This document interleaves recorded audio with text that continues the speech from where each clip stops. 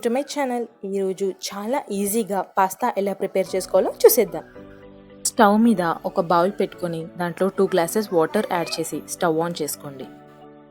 Water బాగా boil అయిన తర్వాత దాంట్లో 2 కప్స్ పాస్తా యాడ్ చేసుకొని 1/2 టేబుల్ స్పూన్ సాల్ట్ యాడ్ చేసుకోండి. పాస్తా బాయిల్ కాగానే అది తీసి పక్కన పెట్టుకోండి.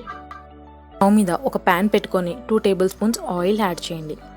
ఆయిల్ హీట్ అయిన తర్వాత 1/2 టేబుల్ స్పూన్ జీరా యాడ్ చేసి జీరా కొంచెం వేగగానే దాంట్లో సన్నగా చాప్ చేసి పెట్టుకున్న ఉల్లిపాయ ముక్కలు, పచ్చిమిర్చి, క్యారెట్ యాడ్ చేసుకోండి. నేను ఇక్కడ 8 పచ్చిమిర్చి యాడ్ చేస్తున్నాను. మీరు కారం తక్కువ తినేటట్టయితే 3-4 పచ్చిమిర్చి కన్నా ఎక్కువ యాడ్ చేసుకోకండి, ఎందుకంటే దీంట్లో మనము కారం కూడా యాడ్ చేస్తాం కాబట్టి. 1/2 టేబుల్ స్పూన్ సాల్ట్ని స్ప్రింకిల్ చేసి ఒకసారి కలుపుకొని దాంట్లో 1/2 టేబుల్ స్పూన్ పసుపు వేసి ఒక 15 మినిట్స్ మూత పెట్టి వదిలేయండి. మగ్గిన తర్వాత కారం వేసుకొని ఒకసారి కలుపుకోండి.